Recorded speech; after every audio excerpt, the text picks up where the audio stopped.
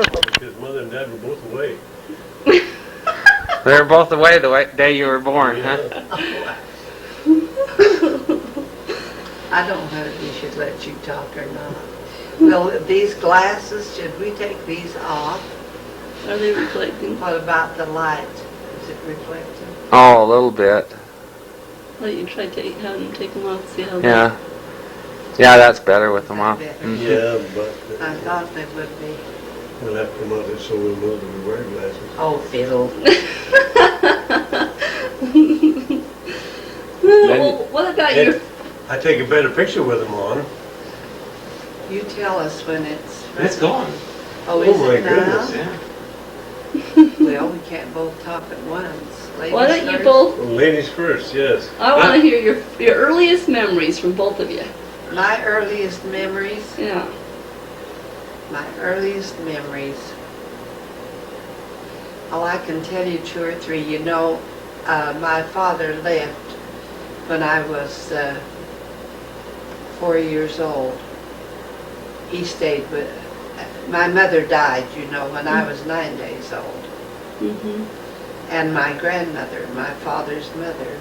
Now, back up a little bit. Why, it was complications from birth, wasn't it, why Yes. she died? The thing that caught, I didn't know exactly what it was until Dr. Westwood asked me one day if I knew, and he delivered all of my babies.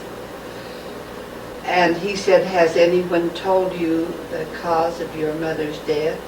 And I said, "No." I had heard some things about it. He said, "Well, when she conceived, there were twins.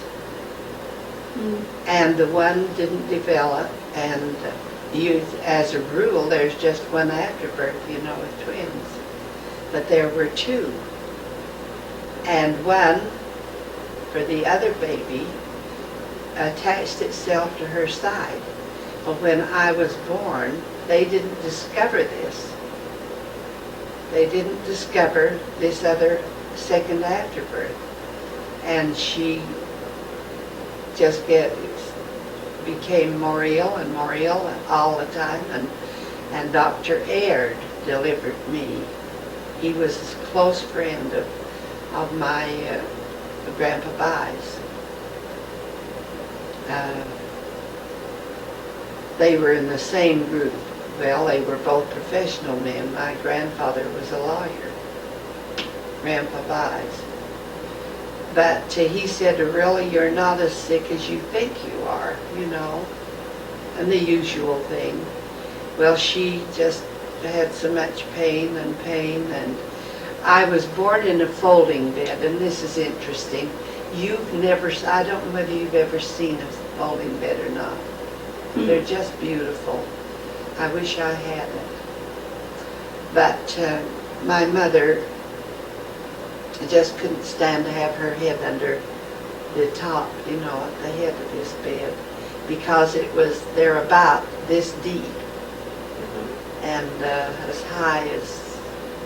Oh, You had one. yeah, we had one. I'd say about 6 feet. 5.5, 6 feet high. And They were folded up and 2 feet deep, by maybe 6 feet wide. And they were very beautiful. They were all made out of hardwood. And the legs, and when it pulled down, the legs were, I remember the one we had was, they were like lion's claws, lion's front feet, see, shaped like that. And they'd come down, they'd sit on the floor. Just pulled them up, and when it was up, why it was, big chest. yeah, it looked like a big chest. Well, so they had to put her head down the foot of it. My grandmother told me that. And so Dr. Aird, she became so ill that he called in 4 other doctors. And one of these doctors was Dr. Westwood. And he had just returned here and started practicing medicine.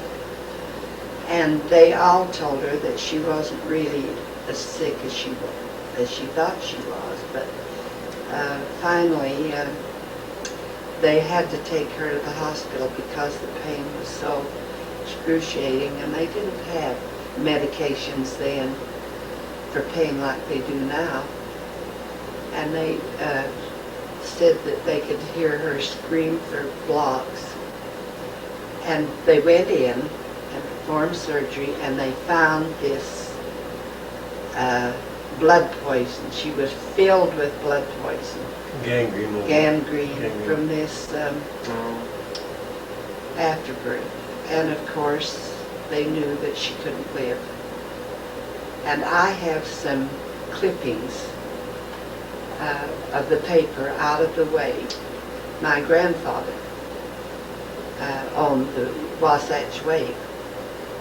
He was the editor of that wave, and he started the wave. He was a very popular man. The Wasatch, but anyway, Wasatch Wave was the newspaper up in that whole area. In Heber City. Yeah. in Heber City. In Wasatch County. But Dr. Westwood said that this was the thing that caused her death. Well, when they were all so upset with her before she left home, my papa, that I called him Papa, he told me this. He said, we didn't think about you. Our minds were on my mother. And he said, I looked over there and he said, Pet, I saved your life. He said, you were as black as coal. And he called the doctor's attention and he said they dipped me in ice water and hot water and ice water and hot water and spanked me until they corrected this problem. He said, if it hadn't been for your old dad, you wouldn't have been here today. Well, of course, Papa didn't marry until my mother had been dead 4 years. He couldn't get over it. He just couldn't take it. And for some reason, he just wasn't close to me. I think if I'd have been a boy, it would have been a different thing. But I wanted to tell you too that Dr. Aird, I met him in, well, it was after your daddy and Uncle Garth were born. I think I'd had all of the children. And I met Dr. Aird in the drugstore. And I said, you really don't know who I am? He said, oh yes I do. He said, I brought you into the world. You're Orrilla Groneman. Or, yeah, I was Groneman then.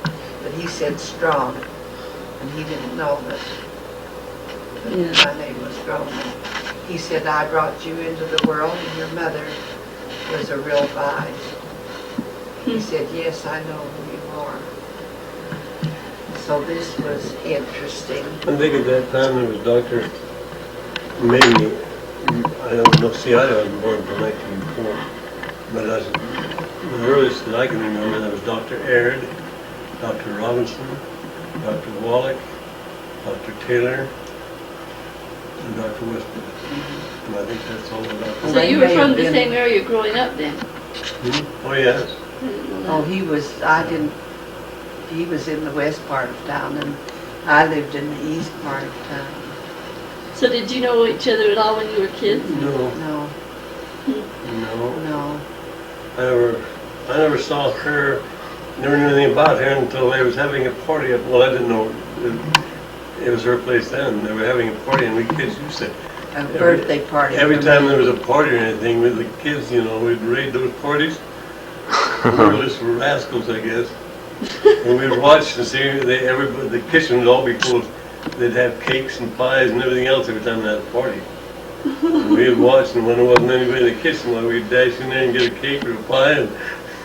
And they did that at this particular party, and I didn't know it until not too long ago. How old were you? Do you know which party it was? Oh. I was still in grade school. Yeah, we were just kids, maybe 10, 12 years old. Oh, that's incredible. No, I wasn't 12.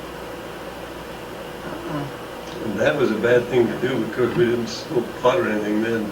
That was the worst thing they could do. Yeah. Skillet cakes at people's birthday parties, huh? But I wanted to tell you that because those things I just didn't know, until later. But Papa married when I was 4 years old and left, and I didn't have much contact with him, very little, until I had Aunt Gloria, really. And then Allie, a relative of ours, was going out there, and she took us out to Duchesne. And we had such a nice visit with Dad and Abby and the boys, and from then on we were kept in close touch. She went to the Major School, and I went to Franklin School. The Major School was on the east side. What was that? It was on Fifth second East, north and 5th east. The Franklin School was still on there. 6th Heber, huh? and 7th west No, and Provo. 3rd south. Oh, okay. Now, when did you move from Heber to Provo? I never did. Charlene got the idea I was born in Heber, and I never did. My mother lived in Heber. Oh, all right. And I talked to people that had known my mother, and nearly everybody said the same thing about her, that she was a very beautiful, gracious, refined lady. She was only 19 when she died. Well, they But, came from a very affluent family, didn't they? Yes, and well-educated family. And one of the ladies told me, and I don't recall just which one it was, she said when your mother entered a room, it was like a queen walking in. She was a very talented girl. She danced, she played the piano, and she gave readings and I suppose book reviews and things like that around. And they rode bicycles then with the one big wheel when my mother was young. And of course Aunt Agnes and Uncle Johnny moved to Heber after they were married, because Uncle Johnny was from Heber and Aunt Agnes, of course, was from Provo. So my father was up there visiting, and he was on his bicycle and my mother was on her bicycle, and they're friends, and they were crossing some bridge between Walsburg and Heber, and that's where they met, was on that bridge. We've been across that bridge many times. It's between not Walsburg, between Midway. Midway. Between that's Midway right. and Heber. Oh, between Midway. You're going west out of Heber, Uh-huh. and you cross this bridge, and that's where they met on that bridge. Now I'm going to tell you a very interesting story.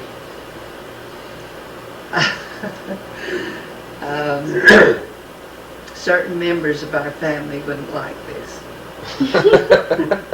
but it's true. Okay. And I have a letter. When my mother met my father, she was evidently engaged to marry Bert Kilburn.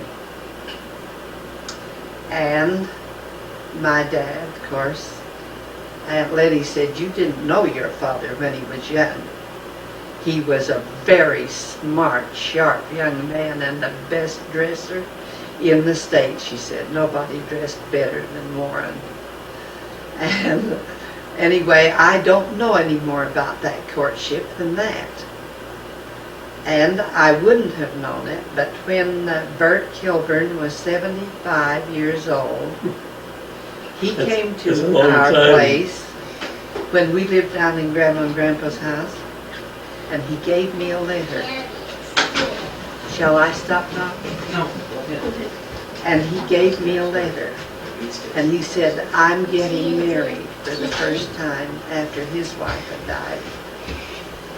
And he said, I've carried this letter with me all of the time since your mother died. Or since See, your mother... That would be gave 50 mail years or to more me. you carried that letter. Yeah, this was about 56 that he gave. He brought it down and I had Oh, this well, then, letter. of course, he was maybe 20, so it'd take 20 out. So he carried it for 35 years, something like that. Oh, yes. He was 75 and this was the year 56. And he said, I'm getting married again and I want you to have this letter. And he said, I want to tell you that I hate your father. He said, I think he just maybe even used a gun on her to make her marry him and leave me. And he said, I'll never forgive him for it. As long as I live, I'll never forgive your father for taking her away from me. Because he said, I really loved your mother. Well, a few years after, he married her sister. And that's why I say some members of the family would like to hear this story. But he married Aunt Pearl. But they all knew, everyone in the family knew about this relationship and everything that had gone on. And Blanche, my cousin, Bert and Pearl's daughter, she said, you know, Orrilla, your mother's name was used in hushed tones around our place.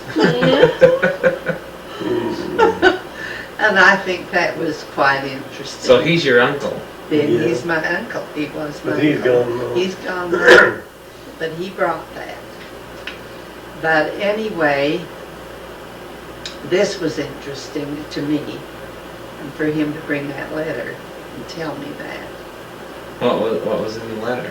I don't know. Charlene has it. It's in the history. She's writing the history and she had... Oh, she told him that she wanted to see him. She wanted to talk to... She had something to tell him. And I guess she had decided to select Father instead of Bert. And it was Rilla's mother's sister that taught Rilla a lot about art. But not this one. Hmm? Not this, not Aunt Pearl. No, not a sister. But No, it's see, Aunt Velda. her mother's name was Rilla, and then there was Velda and Pearl and Well, that was a big family. Yeah. There were 11 but anyway, what I was children. going to tell you, you should have met her aunt, Velda. She was one of the prettiest women I've ever seen. Well, She was a beautiful woman. And I imagine that I never saw Rilla's mother, but her aunt was really a beautiful woman. She had white silvery hair and she just looked like a queen all the time. wherever she went, Yeah. people would turn and look at her. She was so gracious and beautiful. But Mrs. Anderson, that owned the Anderson garage, she knew my mother, knew the whole family. She was from that way. And she said that I asked her about my mother one day, and she said, your mother looks like Velda. And she had a voice like Eva. That's one of her sisters. And she had hair like yours. My father told me that she could sit on her hair when she sat down, and you can see it. She had her picture taken dressed like a rose in one of her dances, and you can see her hair way down here, a piece of it sticking out. Well, had she been married very long when she had you? And No, Just no, a year or they so? were married the 22nd of October on my grandfather Bai's birthday. And The she, 22nd of October. or I mean December. December, and she died the next November. hadn't Hadn't even been married a year then. No, they were married, oh dear, well wait a minute. She died They were married in 1902, and she died in 1903. I was 9 days old, so what would that That have would be been? about the 1st of December. Of November. November. Yeah, first knew. I've forgotten First the knew. date that she died. And my grandfather never did get over her death.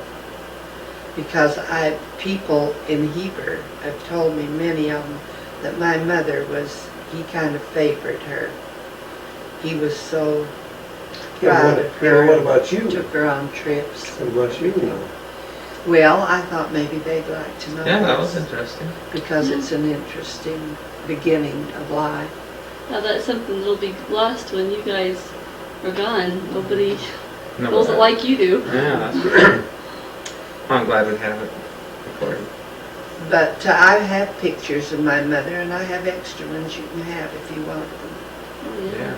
She was the goddess of liberty of Utah. Okay, Oh, now you that- got a picture of her. with Yes, the flag, I have. right? Just Yeah, that's I've the only seen that. picture she's got of her. And I thought it was in Heber City. And when we were down there to visit Aunt Letty, Yeah. she said no. Her mother was the queen selected for the state of Utah. Hmm. And That's interesting. so now, I didn't know that before. But she was the goddess of liberty.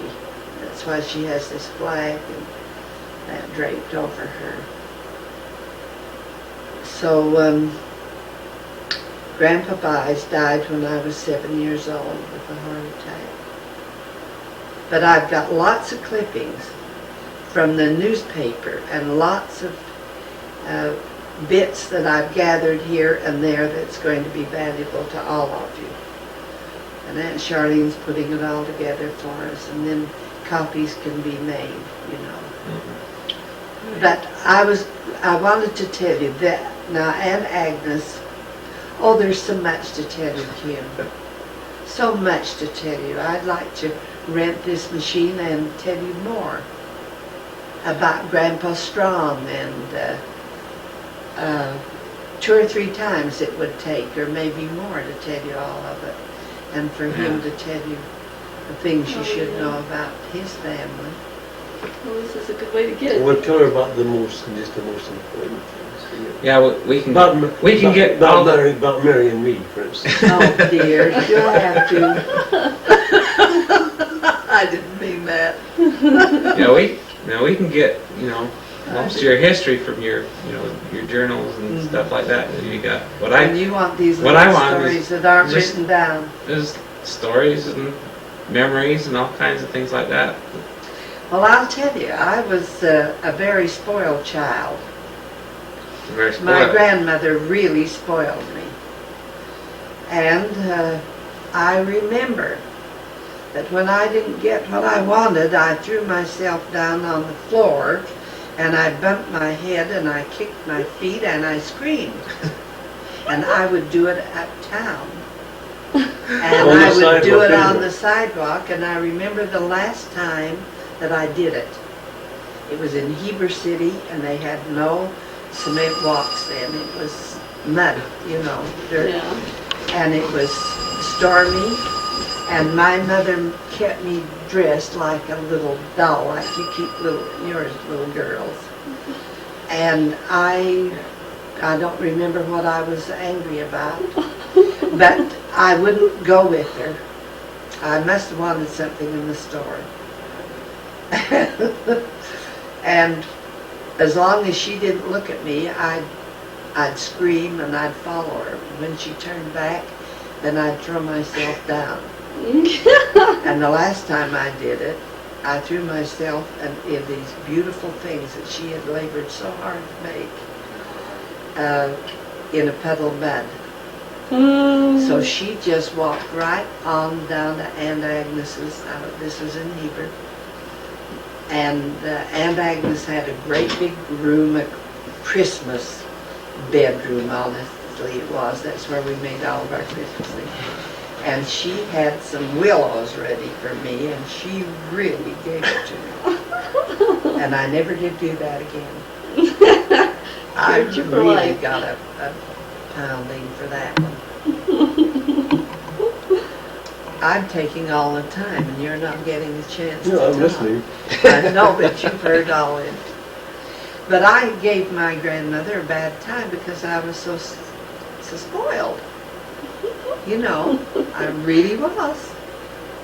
Maybe it wasn't my fault that they spoiled me, or she spoiled me like that. But another occasion I remember, I must tell you this one. I have a cousin, or did have. She passed away in her 50s. And we were inseparable. We were together all the time that we were together. And that was a great deal of time because Mama was in Heber a lot of time. You're talking about Edith? I'm talking about Edith. Edith Cummings Blood. And they made every Easter, every Christmas, every 4th of July, and all these occasions, we all had beautiful outfits, just from our head to our feet. Well, this occasion, and that must have been Easter, they made pongee dresses. Now, you don't know what pongee is. Sure don't. But I'll explain that to you. It was about the color of this. This isn't white, is it? It's cream color. It's in between here. And it was a very nice material. They made these beautiful dresses for us.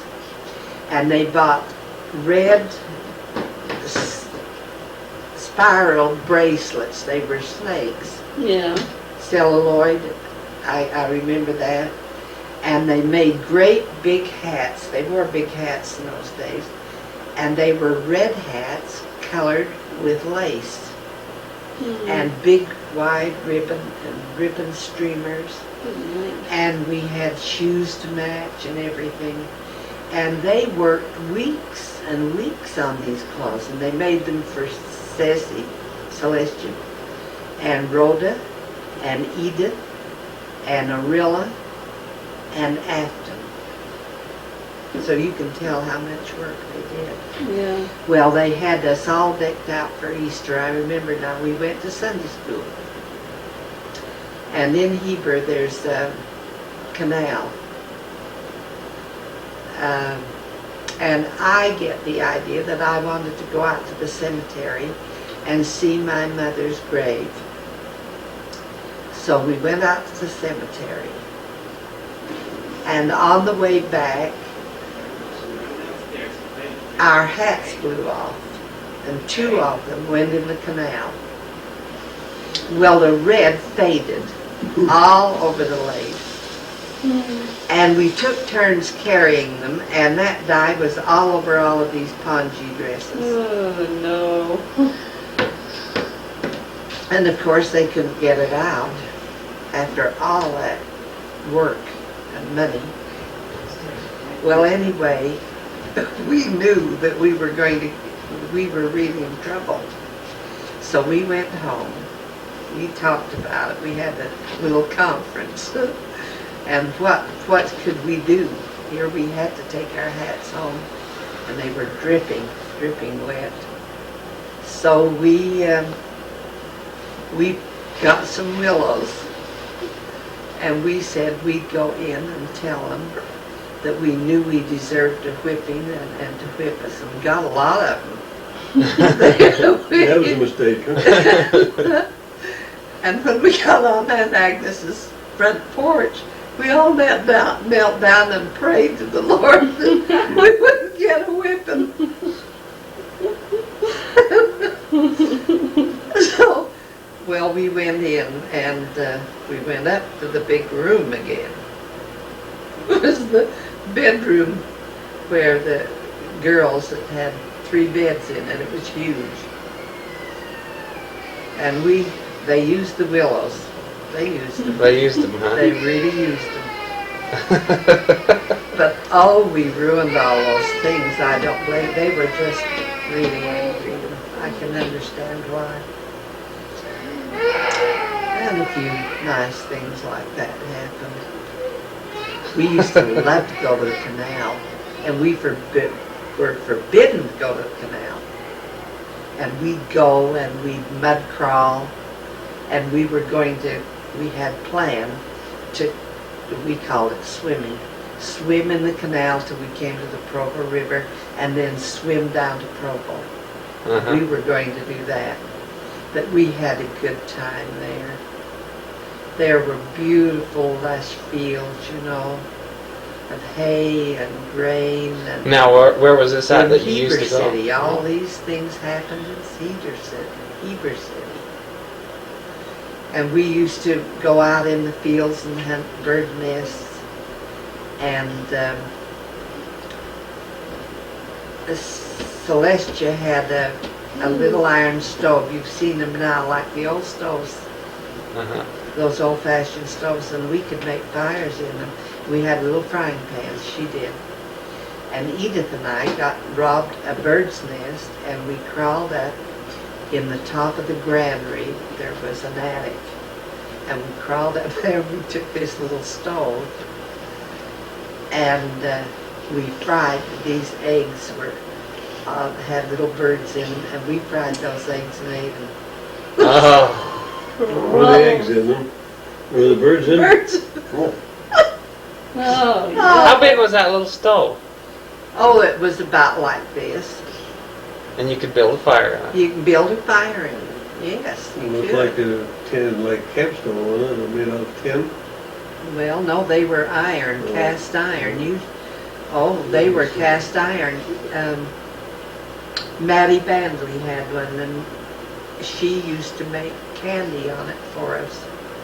A little special I've candy. never seen one. Huh. You didn't see, well, you didn't have any girls in your family, that's the reason. And one. But Mother did, but I didn't. we used to have great times up in Heber. And the Why did you Christmases spend- were just absolutely, Uncle Johnny had a lot of money. He was a sheep man. And he, of course, was in the mountains a lot. And he always brought a Christmas tree home that was just perfect. And it touched the ceiling. And they had high ceilings in the homes then, quite high. But it always touched the ceiling. And I've never heard of anyone having a Christmas like we had up there. Because that was the biggest day of their year. Yeah. And at that time, they bought candy in wooden buckets. And in these wooden buckets, you remember those, don't you, dear? Mhm. And they had trays. Were those paper? I imagine they were. And these trays, the bucket was filled with certain kinds of candy, and these trays filled these buckets. And Uncle Johnny and Aunt Agnes used to hide them in the hall closet. And of course we found them. But at Christmas time, we would work in this big room upstairs where all the activities were, good and bad. And for, I guess, months and weeks, we would prepare for Christmas. We'd make paper balls. We would make chains, just because they didn't have ornaments a lot like we have now. Mm-hmm. And we would make beautiful things and cone-shaped things. And Santa Claus would put candy in those. We'd hang those on the These trees. chains he's talking about, I guess she made the same time we did. We'd just take little strips of paper that'd be about a half inch wide, Mm-hmm. and maybe 2 inches long, and then each one of them had to be glued, you know. We'd glue the ends, and we'd put another one in and glue that, and we'd make these long chains of paper. It'd take you hours and hours to make, you know. You had to glue each end. And we popped corn. Yeah. And we'd make strings of popcorn and string popcorn and cranberries by the yard. And I had the advantage because my grandfather owned the paper, and at Christmas time there was all kinds of colored paper cut in these neat little strips that I could get all I wanted for chains and give to my friends and my relative, We had to cut I ours was a with big pair of wheel. scissors. You had to cut yours with scissors, huh? But we spent hours and hours up there. Now that was a large room and it was warm, So did you go but up? at this west end of that room, there were two big windows, two windows in that house. They were big to me then, I was small, I really don't know how to. But we could see out over this pasture. Uncle Johnny's place was the only house on this block. And Santa Claus we never did see Christmas trees or toys. We didn't know what we were going to get for Christmas. We didn't ask for what we wanted.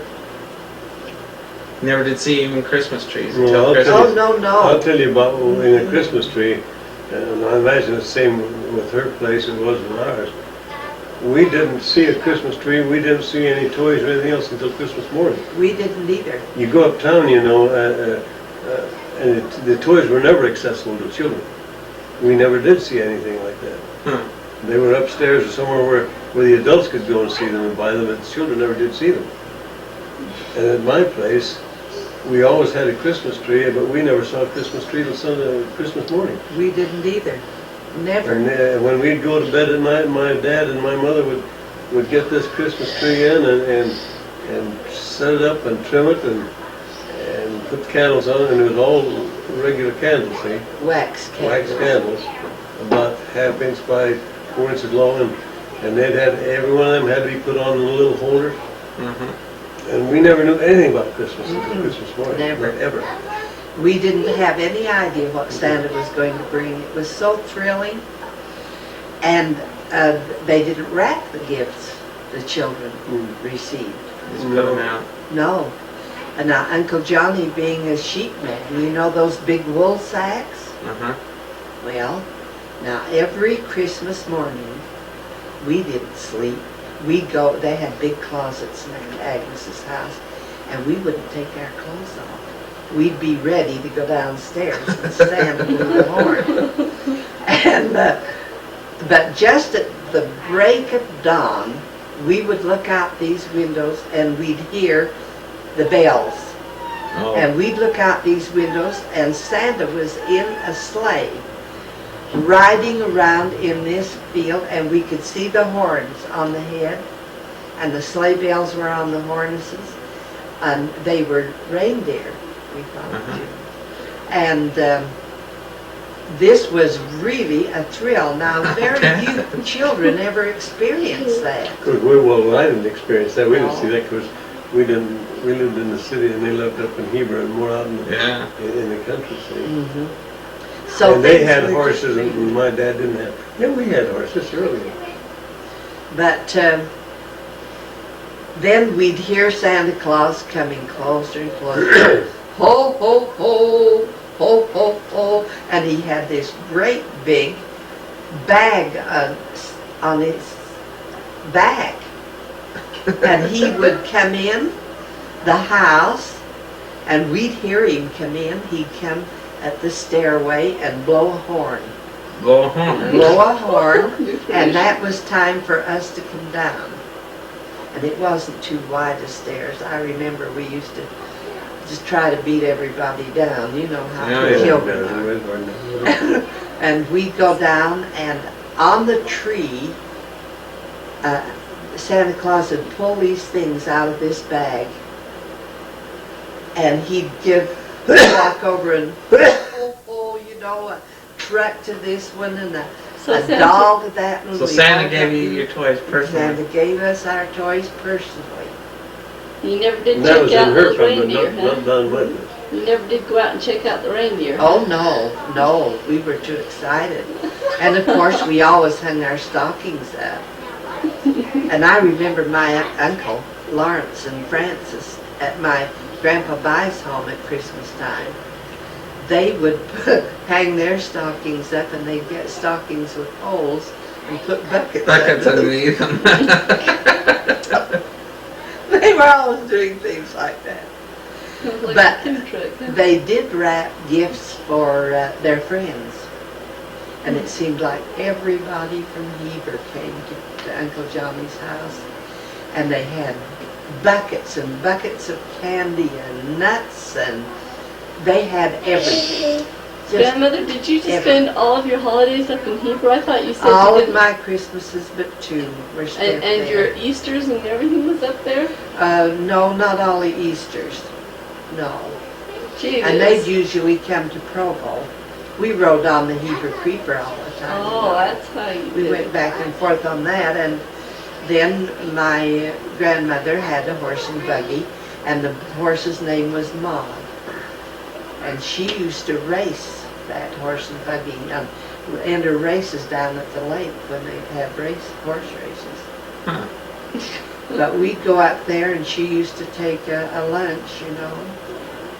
Oh, and then after, we stayed home all day Christmas.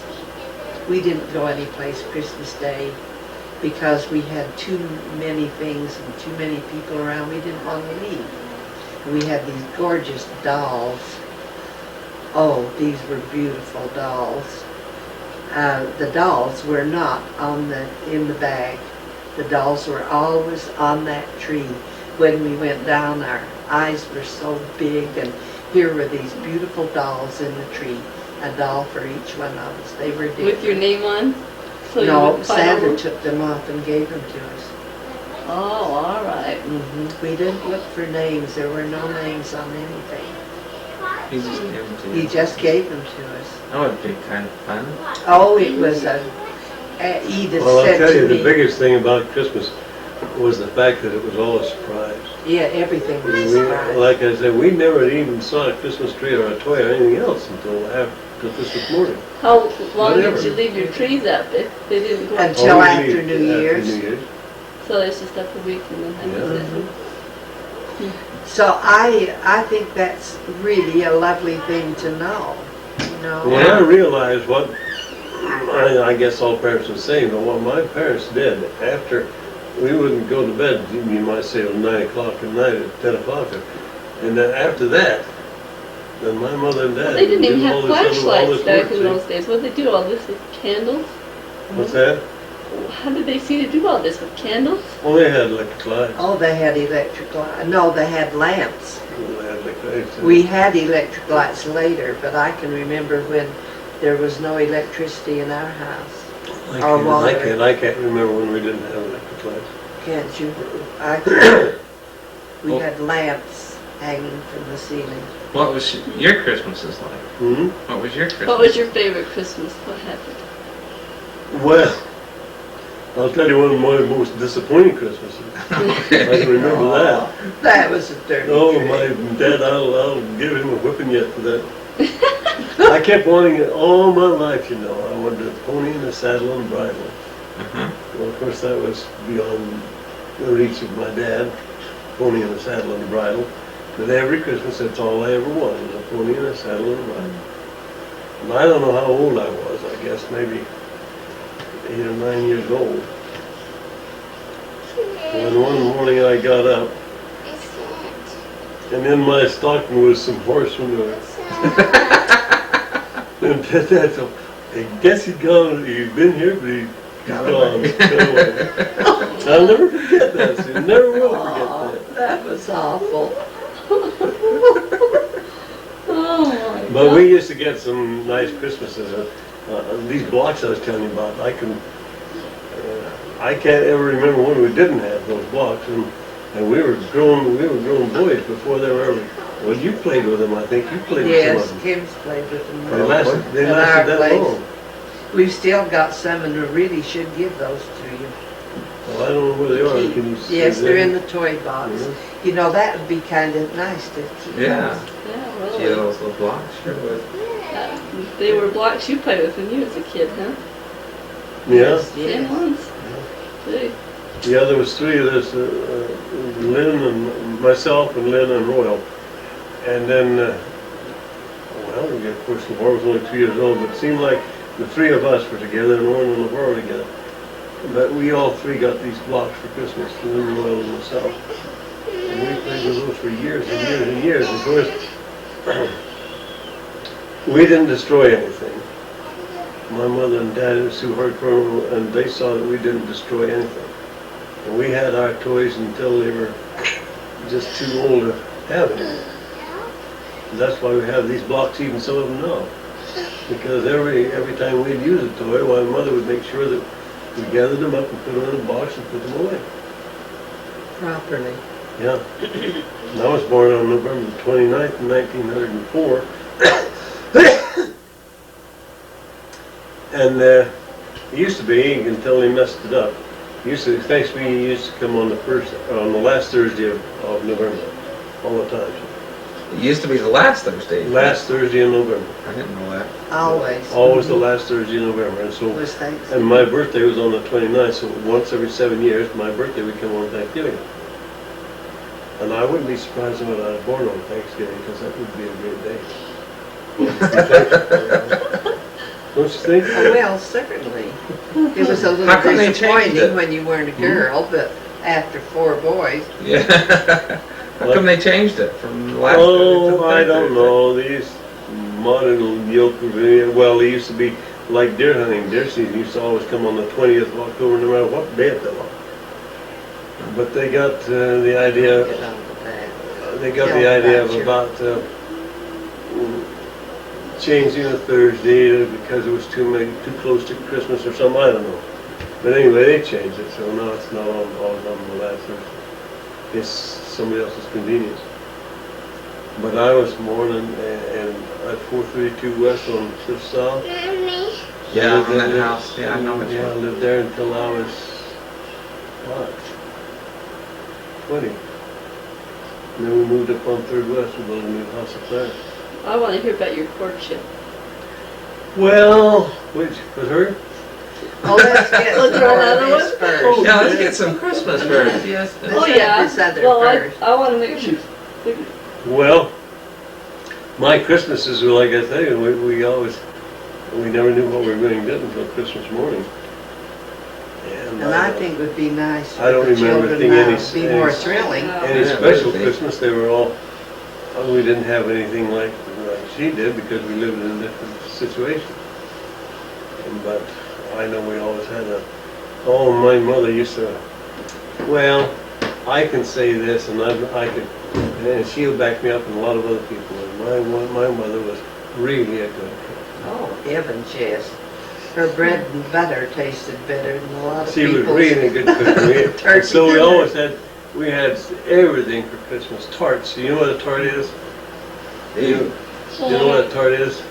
Not like hers. I know what. Well, Yeah. they're made out of pie dough with a little circle, and Yeah. then she'd have some sort of jelly and then whipped cream on top of that. And that was always A treat. a treat. Just a little snack and her cakes and one thing or another. But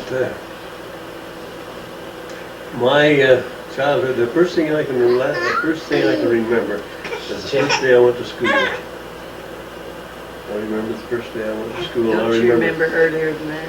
No, not really. Not really. What do you remember about your first day of school? Well, I remember that I went just one half a day, and as I came coming home, I always come through the Tallboat's lot. Was Joey Dars on the back and playing with the fence. I tore up my trousers. A very Very first day. yeah. Oh, is that when you did And I that? can remember all my school teachers but one. My first grade school teacher was Hannah Cardell. And my second grade teacher was Mabel Peterson.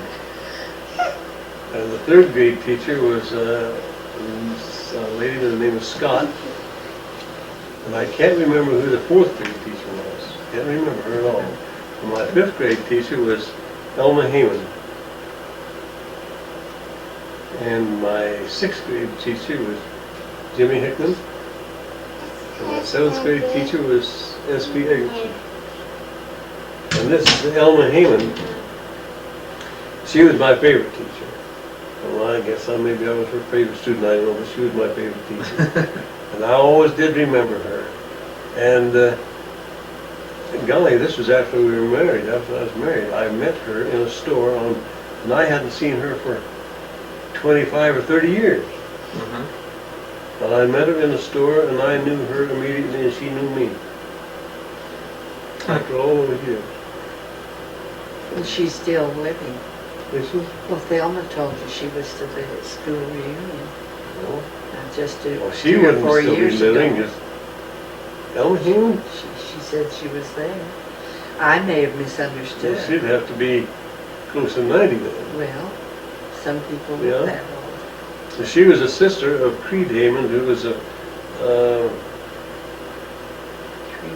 famous runner. She was a twin sister to Creed Heyman. They lived in Springwood. I can't remember who that 4th grade teacher was or saying.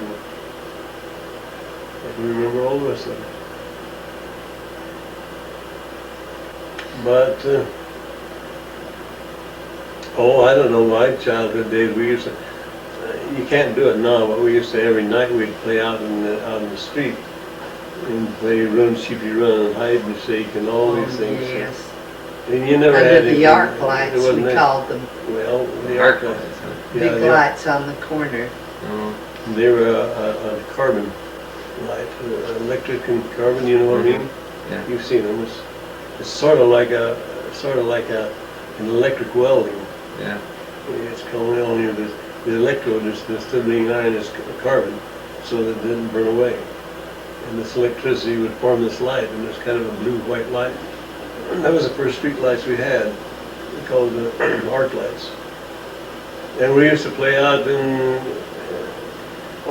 10 o'clock at night, and nobody worried. Nobody had a worry in the world. There was never any Cause problem. for it. No cause for worry. We were all never any fear. I wish it was like that now. I do too. Yeah. And we had more fun. There was a kid who lived up to Orlander. Freddie Orlander had a burro. And all the kids that knew Freddie, just had a lot of fun with that burro. He would only go one way, the burro would. That's the way he wanted to go. Where you wanted to. Yeah, and so we'd push him and drag him, you might say, up. For instance, we had a lane, we had a lot that was 12 rods deep, and the lane went clear from one side clear up the back. So we'd get this burro and practically carry it up the top of the lot. And then you'd run back down the gates. And we'd get on him and ride back down the and then we'd push him back up the top of the lot. Yeah. And that was a lot of fun. And what we used to do to amuse ourselves, we did a lot of experimenting along the tracks. You know what a railroad bearing is that has babbitt in it? You know what babbitt is? Well, babbitt is a mixture of lead and tin. And all the railroad bearings from that, they use them until, well, I guess there's some in use right now, even right now. It's just a piece of brass with babbitt lined with babbitt, and that would sit on this journal, see? And it was lubricated by, you know what waste is in the waste box? Have you ever seen them? Well, you got a lot of learn. Yeah, I don't know any of that. But anyway, they're lubricated by oil soaked cotton waste in the bottom, was soaked with oil, and as the journal would turn, you'd pick up the oil off there and go up under this babbitt bearing. Well, lots of times why they'd get hot with friction, or a piece of waste would get under the brass and it would melt the babbitt, and then the trainer would have to stop and jack that car up, put a new bearing in, and they'd leave this babbitt laying along the track. Well, we'd gather the babbitt up, and it's easy to melt. You can melt it with a coal, any kind of fire. It'll melt. And so we used to melt that and make molds in sand and Pour it in the things. pour this babbitt in, see. And then we got the idea, well, why can't we make gas out of coal? Gas out of coal. Yeah, so we'd get a gallon can or sometimes a 5-gallon can, and put a little piece of coal in it, and then attach a pipe, make a hole in and attach a pipe, tubing, you know, and we'd build a fire under this can where they had the coal in it. Well, when the coal got hot, it would release the gas, but it wouldn't catch on fire because there's no flame to start it. And this gas would come up and come out the tubing, and then we'd light that with a match, and we had to light it. Flame. Making gas out of coal. And we do a lot of experimenting like that. You can't get it? Hold on just a minute. Go ahead and keep And talking. then we, yeah. So then we would make almost everything out of this babbage, you know, all different kind of things. We'd make little farts and wheels, and later on we started making gun stock, butts for gun stocks out of aluminum. You can melt that, you know, out of we started melting then. We started from babbitt, we started melting aluminum with a blowtorch. And we'd make sand molds and mold stuff with that. And so we had a lot of experience, and then all the time we'd have to have a mulligan stew. You've never had that, have you? Have you ever Mulligan stew? Uh-huh. Oh man, you've missed half your life. Your daddy did. They used to make them. Oh, and yeah, we did that at least once or twice a week. What was it? We'd just make a bonfire, and we'd go get a kettle and a bucket, and everybody would bring some vegetables around. We'd get carrots and onions and Go to potatoes. each boy and go Yeah. home, get what he could find. Yeah, And then get you the put 'em- vegetables, then we'd come and put them in this and boil it up. And it was always spiced with salt and pepper, lots of salt and pepper, and ashes. And ashes. Ashes, yeah, that, you know, That's the thing that made it. that's what made it delicious. really good. And we'd cook up maybe a gallon of that stuff, and then we'd eat it. And it was, this is the way we spend our time as boys, you know, playing. And then of course we were playing always playing baseball or going swimming. We went out to the river. Provo River had many swimming holes in it. And I was talking with, when we went to Temple the other day, I was talking with who was it, and I said, you know, he was waiting for his wife. And I said, it seems like it takes girls a lot longer to get dressed. And well, he said, you know, they didn't have the experience of going out to the river swimming and saying the first one in gets a prize and the first one dressed and all this. So we said we learned how to dress quick. And we used to go out to the river and swim, no suits on at all. We didn't have any suits, you know, because Provo River was out in the edge Out of in the time. wilds then. Nobody ever did see it. And some of these holes were really deep, and they would be 10, 15 feet deep. Huh. And we'd get to white rocks, and we'd throw that out in the pool, and then we'd dive in and go down and retrieve that white rock and bring it out. So the water was just as clear as crystal. It was cold as could be too, you know. It didn't bother. I've been in the Beans swimming hole was one of the best, most favorite holes. Where is And that? Where is that? now? That was right straight up north of Fifth West, right at the end of Fifth West, where the river comes down. There was no houses or anything up there. See, the houses would only go to maybe 7th North, and then this pasture and timber and everything else out the river. So it's up there around where you live now. Yeah, Oh, really? yeah. Maybe, and that was called Beans swimming hole, and then there was Knutson's was another favorite hole, and that was way down farther west. But there was many in between. They were the two deep ones. Beans and Knutson's swimming hole. I wish you'd tell them about a lot of the things too, about Grandpa, because those things are gone. Well, my dad, I'll tell you this, I learned the first thing about gun safety from my father. He took me hunting ducks with him the first time I ever hunted duck. And we each had a shotgun. He had a double barrel and I had a single barrel. And we got down to where the ducks would be flying, and then so we loaded our guns. He taught me then, right then, how to carry a gun when you're with somebody. If anybody's on your right side, you carry your gun over your left arm. And vice versa, and he would carry his over his right arm. And if there's anybody walking behind you, and to the side of it, you would carry with the barrel pointing down. And all these things he taught me. And then when we went hunting ducks, and I'll never forget the first duck I ever killed. We were down close by where the city dump is now. Mhm. And there used to be a big round sand dome there, and the lake was all around it. More, not the lake, but the swamps. And we'd get on this sand dune where it was dry, and this duck came flying mounted, and Dad said, "Now, here comes the mallard, here comes the mallard, I'll get him." And he just watched me, and I just kept with that gun on that duck, you know, and he go right straight over me. Oh, my old back was bent almost double, you know. Mhm. Right straight above me, and then I fired, and that gun just broke my back. Just keep me, you know. Instead of shooting earlier, Dad kept saying, "Get him, get him." But I Did you get didn't. it? Did you Yeah, I get it? got the duck, but it almost broke my back. But anyway, coming home, this is another thing that he told me about safety. We got up to where there was no chance of any ducks coming, you know, Uh-huh. nearly up the city. He said, "Now we unload our gun." He said, "Now you just take your shell out." So I took the shell out, and he took it out. And he said, "Now do you unload that gun?" I said, "Yes. I just not took it out." And he said, "Well, let me tell you something.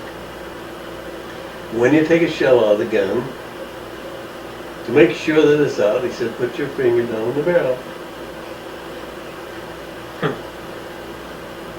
Now he said, if you always remember that, Not from the end of the gun, no, but where the shell is. yes. When you take a shell out, he said, you make sure it's out, put your finger in the barrel.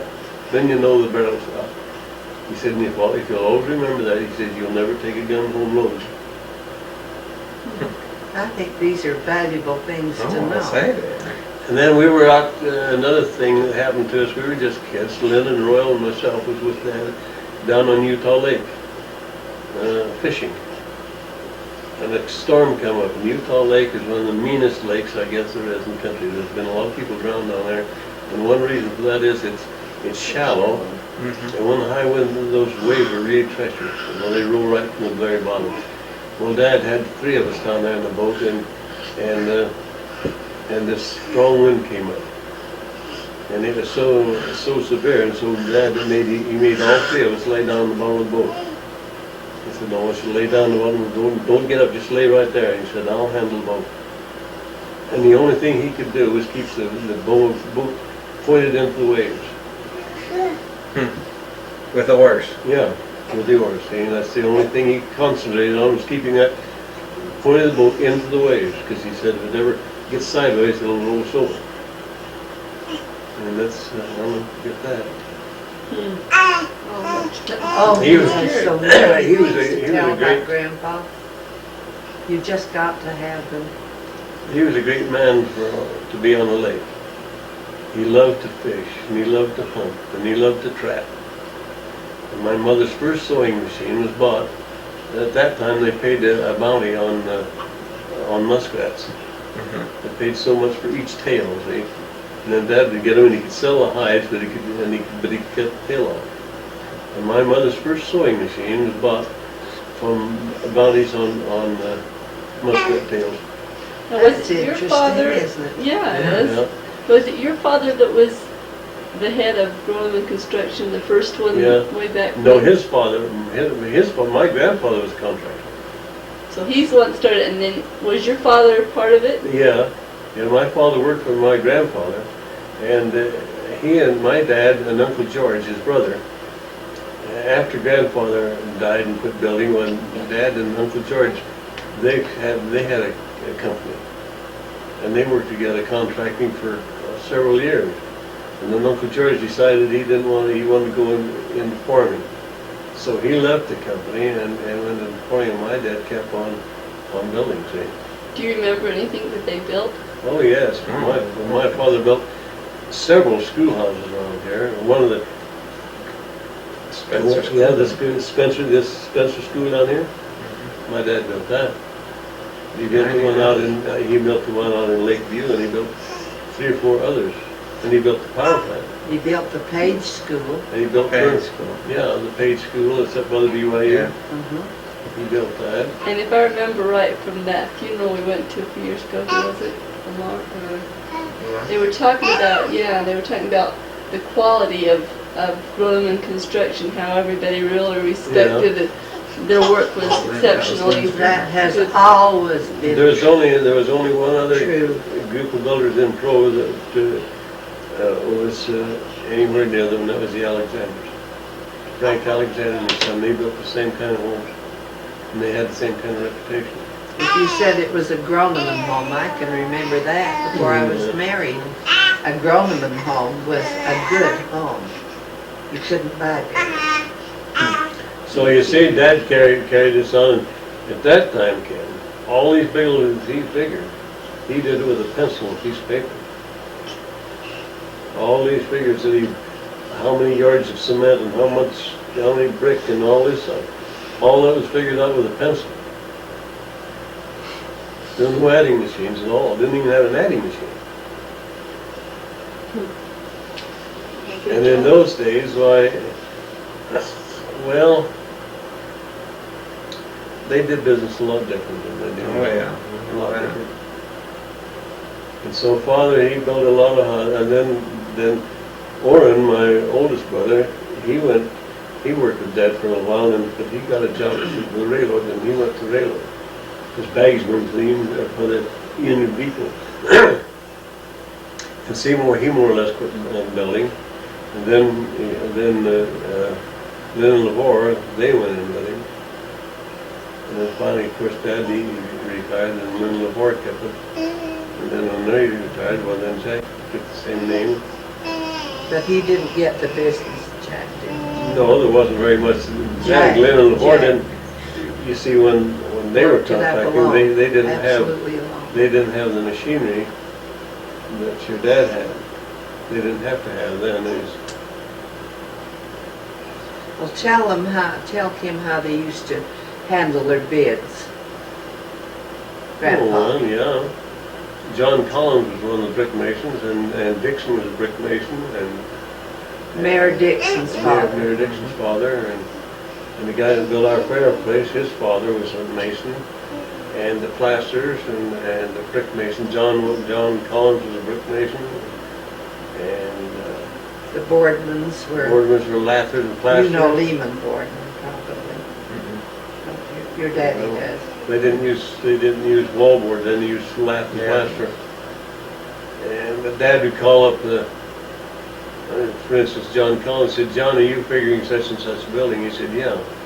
He said, "What's your bid on it?" And he'd give Dad the bid over the phone, and Dad would write it down, and That would be subcontract. He'd be a Yes. subcontractor. See, Dad was a general contractor. Then he'd call the plumber and ask him about it, and he'd call the boardmans and ask them about the lath and plaster, or somebody about Jess Proto or the cement man, Williams. and Don Williams, and all these guys, and many times he'd just take the bid over the phone, and that was that. And that's what they worked on. And there was honesty and integrity in with the builders then. And what you said you'd do it for, that's what you did it for. And there was no skimping on You material. could trust him, you know. I remember though, Dad, when he got pretty angry, one subcontractor. Every time Dad would get a job, his dad was the general contractor, and here he'd come this brick mason. Well, of course, Dad had new plank, 2x12 plank with storage joists and floor joists one to another. And this brick mason would always get these plank and use them. He never bought any, he never had any scaffolding of his own. He'd always use Dad's timber, Dad's lumber thing. So when Dad got to use it to put it on for floor joists, why, there was rocks in it and everything else, and it was all dirty with plaster. And Dad used to get so mad at him. And the only thing he ever called him was that dirty rascal. That's what he called him. That dirty rascal. He said, he never buys any scaffolding of his own. And they'd always use Dad's nails. See, Dad would have a keg of 16 penny, a keg of 8 penny nails, and he'd use Dad's nails, he'd use Dad's plank. And then another thing like Dad did, you know, Dad bought a set of, maybe used, I don't know, but they were around for a long time. The steel stamps, so he could stamp his name, initials, PG. Oh, yeah. And he stamped all his tools PG. And Dad said to me one day, he said, you know, he said, I found out something. He says, those dirty rascals that steal things, he says, they steal initials and all. It doesn't do much good to put the initial on, he said, they steal initials and all. Tell them about the ducks, decoys. I love Well, that that's a story young- of Grandpa's. Dad used to make decoys. He built boats. He's built boats for all the hunters around the time. He's a good boat builder. Well, didn't he have a boathouse? No, Grandpa? he was in with a lot of guys that had Oh. boats. But he had built these boats, and he had built also ducks, decoy ducks. You know, make them out of wood. And they'd paint them, and boy, they looked like ducks. I wish Mallards we and could find pintails. some of And those. they can all see the green heads and canvas backs, and he'd make all kind of them and paint them. Well, a lot of these ducks came up missing. A lot of decoys came up missing, and he knew that somebody was stealing because he hadn't left them anything. One day he was down hunting and he saw this guy and he recognized his own hunter, or his own duck snake. So he went over there and he looked at the ducks and he was positive that there it is.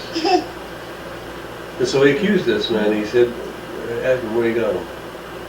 And the guy told him, he said, no, you didn't. He said, you stole them. And he said, they're my ducks. They're my decoys. Oh, no, they're not. And he, all right, he said, Dad said, I'll tell you what I'll do. I'll take one of those ducks and I'll prove to you that it's mine. And if I'm wrong, he said, I'll pay you twice of what it's worth. So he went down and got one of them out of the water, took the heads in on it, give it a twist like that, and he had the head was glued on. And before he glued it on, why, he had his initials in there, PG. Before I glued it on. Yeah.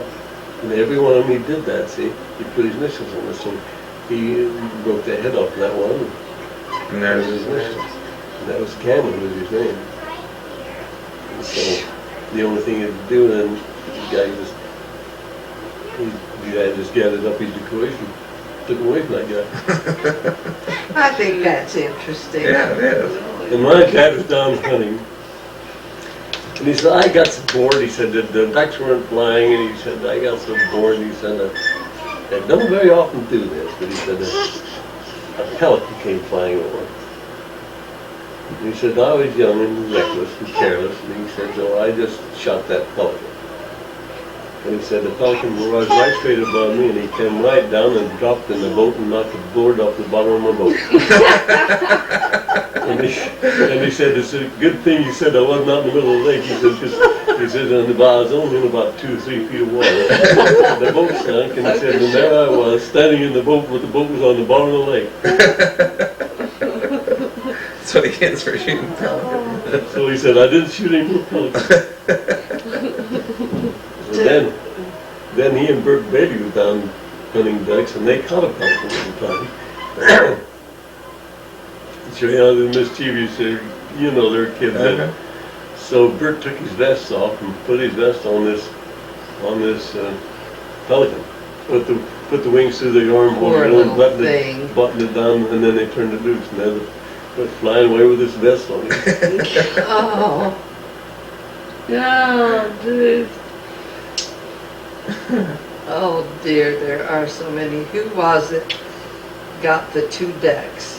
Well, I could tell you about this story about Dad's first pair of Oh mothers. yes, that's got to be When kept. Dad was just a boy, there was a guy in town that he was quite notorious for getting the kids to play hooky from school and taking them down hunting ducks, because he liked to go hunting and there was nobody else to go in, so he'd get these kids to go in. And so Dad played hooky from school one day and went hunting with this baker was his name. And lo and behold, Dad said, the first time in my life, he said, I'd ever killed a pair of mallards. A mallard's, one of the females is a gray duck and the male is a greenhead. But he said, I got this beautiful pair of mallards. And he said, you never saw a boy so proud in your life as I was. He said, I went home, he said, and I whistled all the way home. I was so happy and so proud of these. And he said, and I got within about 3 blocks of the place, and it just came to me. I can't take these ducks home. I played hooky. he said, He said, I debated for the longest time. He said, I sit there in the corner and do what do I do? What do I do? He said, there was only one thing to do, and that's throw the ducks away. So he said, that was the hardest thing I ever had to do. Throw those ducks away. Yeah. Oh, he was a good grandpa. He was a great man with a boat. He was a great man with a gun. He was always, like I tell you, the safety bet. He was never careless. He went with Bert Bailey, and he said, "Oh, that Bert," he says, "he scares me to death when I go home with him." And they were great pals, you know. But he said, "I just hate to go with Bert Bailey," he said, because he said every minute I was afraid I was going to get shot in the, or my head was going to get shot off. And Duck would come along, and Bert, the first thing, he'd grab his gun, and he wouldn't make any of us whirl it around. It might be pointed right at me, and he said, "I was scared to death." But finally, he survived that. Or is there any more in the episode? Grandpa said he saw an otter down at the in the lake once. Are you going to tell us about your courtship? We don't have much tape left. It's flashing. Oh. About done. Let's get these other important things. All these other... Your wedding wasn't important. Hey, well, we got another tape. We can do this another day. I can get another tape. Well, I worked. I'd Get some like more. to. I went with several girls, and well, I don't know. I never did go with a girl that wasn't a good girl. I went with Katie Mitchell. That way you know her or not. Katie Ellison. Ellison, And I went with. Uncle Boyd's sister-in-law. I went with Winifred Brereton. Was a lovely person, still is. She works in the couple. She is a lovely lady. And I went with Acord girl, and I went with a Scott girl, and I went with a Cody girl. But I didn't marry any of them. I just wasn't the marrying kind. And after she didn't, you've been divorced how long? 8 years. Well, 8 years. Well, we used to go places before then. We went up skiing one day and decided that we would get married. She was up skiing. Up skiing, you decided to get married, We huh? went skiing, we went up to Daniels Hill, and both of us, it was on Washington's birthday. On Washington's birthday, and we were both in our skiing college. We were to meet Cal and Ruth B. up at Alton, Yeah. which Then we did. We went up to Daniels Canyon, we skied first, and then on the way over there, we decided we'd stop in Heber and get married. And we did.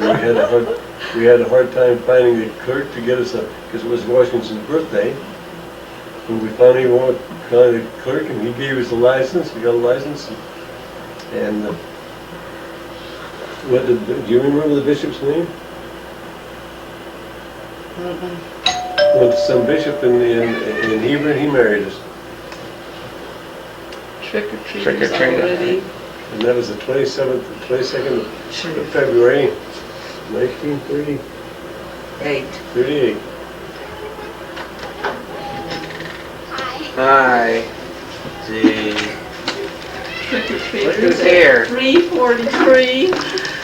What neon signs? Boy, no wonder. Are you guys trick-or-treating Joanne. already? Brother. We went over to your house, but you weren't there. Well, they're over here now. This is why we're not here. Where's your mother? Who is it? It's Joanne. Oh, Is that Well, I bless your know heart. the trick-or-treaters have been there, or the trick-or-treaters. I mean, Hey, That Ted, there's go sit on something Gammy's there. lap, okay? And Grandpa's lap. Can you do that? Yeah, go give him a hug. oh, I love him so Oh, what's your mom Well, doing? I can't see it, Jolene. This light's in my eyes. I can't see it. We're getting some video of Canyon. Here, want to go Oh, see there's Canyon? little Candy. There's Kim. Yes, you can. I can't believe you guys Sing a have... song for us. Got honey. lights here. Got light Sing a here. song for Candy and Grandpa. What is your mom still just sitting out there for? Because you guys are getting ready to have dinner. We are? That's what Grandma said. Well, tell her to come in. Because what? Unless, no, not Chad. This is for trick-or-treaters, not for us. Well, how are we Krista? going to arrange this?